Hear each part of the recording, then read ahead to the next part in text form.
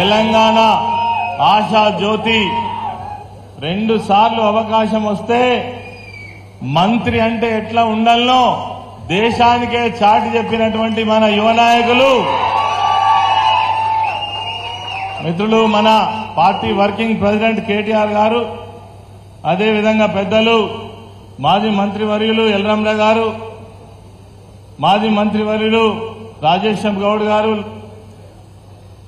లక్ష్మీ నరసింహారావు గారు, పెద్దలు నారదాస్ లక్ష్మణరావు గారు, గౌరవ శాసనసభ్యులు డాక్టర్ సంజయ్ కుమార్ గారు, అదేవిధంగా జడ్పీ చైర్పర్సన్ సోదరిమణి దావ వసంత గారు, అన్న బాజిరెడ్డి గోవర్ధన్ గారు, రవిశంకర్ గారు మాజీ శాసనసభ్యులు, కోరకంటి చందర్ గారు మాజీ శాసనసభ్యులు, నగర మేయర్ సర్దార్ రవీందర్ సింగ్ గారు, వేదిక పైన ఉన్నటువంటి మిత్రులందరికీ శ్రీకాంత్ రెడ్డి గారు DCMS chairman, vice chairman Haricharan Rao గారు, పెద్దలు రమణారావు గారు, అదేవిధంగా జీవి రామకృష్ణ గారు కరీంనగర్, మరి పేరు పేరున వేదిక పైన ఉన్నటువంటి నాయకులందరికీ, కార్యకర్తలందరికీ, అదేవిధంగా ఎవరున్నా ఎవరు అయినా మేం మాత్రం గులాబీ జెండా కోసమే కేసీఆర్ గారి నాయకత్వంలో తిరిగి ఉద్యమంలో మళ్లీ మన పార్టీ పూర్వ వైభవాన్ని సాధించడం కోసం ఎవడున్నా ఎవడు లేకున్నా మేమున్నామని ఇక్కడికి వచ్చినటువంటి మా వీర సైనికులందరికీ పేరు పేరున ఉద్యమ నమస్కారాలు తెలియజేస్తూ, అందరు మాట్లాడేందుకు చాలా సమయం అయింది, కానీ మన కేటీఆర్ గారు చాలా విషయాలు చెప్పాల్సి ఉంది. 2 విషయాలు మాత్రం మాట్లాడి నేను ముగిస్తాను. ఎప్పుడు మనం మాట్లాడుకుంటూనే ఉన్నాం. అదేవిధంగా ఈరోజు కార్యకర్తలు నాయకులందరూ ఏదో మనం తప్పు చేసినట్టుగా ముభావంగా భయంగా అసలు ఎందుకుంటున్నామో ఒక్కసారి అర్థం చేసుకోవాలి. ఏం తప్పు చేసినాం మనం? ఏం తప్పు చేసినాం? ఒక్క మాట అడుగుతున్న సమాధానం చెప్పండి. తెలంగాణ రాష్ట్రాన్ని తెచ్చిన నాయకుడు ఎవరని అడిగితే ఏం చెప్తాం? ఈ చరిత్ర చెరిపేస్తే పోయేదా? 1000 సంవత్సరాలకు కూడా పోదు. అదేవిధంగా ఈ రాష్ట్రంలో ఇరిగేషన్ రంగాన్ని బ్రహ్మాండంగా ప్రతి మూలకు నీళ్లిచ్చిన నాయకుడు ఎవరని అడిగితే ఏం చెప్తావు? అయ్యకు అవ్వకు రైతన్నకు అందరికీ సంక్షేమ కార్యక్రమాలు ఇచ్చి రాష్ట్రాన్ని అన్ని వర్గాలను ఆదుకున్న నాయకుడు ప్రభుత్వం అని అడిగితే ఏమని చెప్తాం? అసలు కేసీఆర్ గారి మార్కు లేకుండా ఎక్కడన్నా మనకు కనబడుతుందా? ఒక సందర్భం కనబడుతుందా? మరి ఎందుకు మనం ఉండాలి?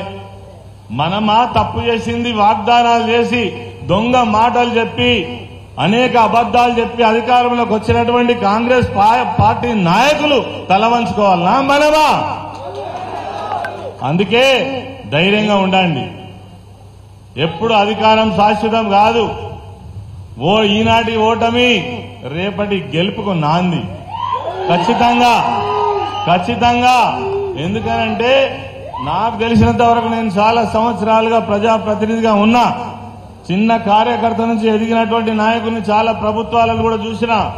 తెలంగాణ రాష్ట్రం వచ్చిన తర్వాత అసలు తెలంగాణ రాష్ట్రం రావడమే తెలంగాణ ప్రాంత ప్రజల యొక్క అదృష్టం.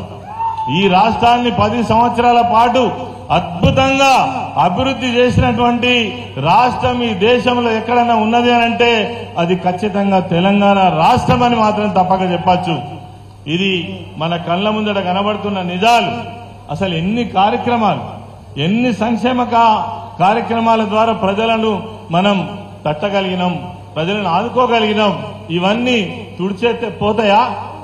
ఈ రేవంత్ రెడ్డి ముఖ్యమంత్రి వచ్చి కేసీఆర్ మార్కు లేకుండా చేస్తా అంటే పోతుందా? అందుకే గట్టిగా నిలబడి కొట్లాడదామా? కొట్లాడదామనేటోళ్ళు చేయలేబట్టండి. కొట్లాడదాం. పోయేటోళ్ళు పోయిండ్రు. ఇక ఉన్నోళ్ళం మనమే. లేదా మనకు పార్టీ లేదా? నాయకులు లేరా? నాయకులు మామూలు నాయకులు లేరు.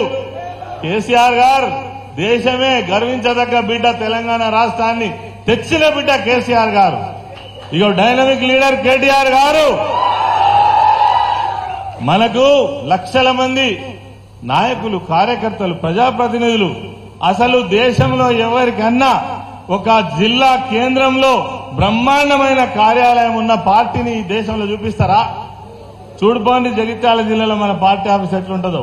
కరీంనగర్లో చూడండి, ఏ జిల్లాలో చూడండి, అంత పటిష్టమైనటువంటి ఒక ఆలోచన విధానం కలిగినటువంటి పార్టీగా మనం ముందుకు పోతా ఉన్నాం. ఇవాళ కొంచెం ఏదో ఒక్క చిన్న దెబ్బ తలగంగానే మనం బాగా ఇబ్బంది పడాల్సిన అవసరం లేదు. పార్టీ చాలా బ్రహ్మాండంగా ఉన్నది, ఉంటది. రేపు మళ్లీ ఉప్పెనలాగా ప్రజల ముందుకు వస్తది, ప్రజల మన్నన పొందుతది. ఎందుకంటే మనం చేసినటువంటి అనేక అభివృద్ధి సంక్షేమ కార్యక్రమాలే ప్రతి క్షణం ప్రజల ముందు మనం ఉంటాం. ఇలా వాళ్ళు చెప్పింది ఏది చేయలేరు. వాళ్ళ ఫెయిల్యూర్స్ ఆల్రెడీ మొదలైన 8 నెలలు అవుతుంది. ఎక్కడ దిక్కు దివానం లేదు. ఒక్కటంటే ఒక్కటి కూడా మాయమాటలు చెప్తున్నారు. ఏమన్నంటే కేసీఆర్ గారిని తిడుతున్నారు.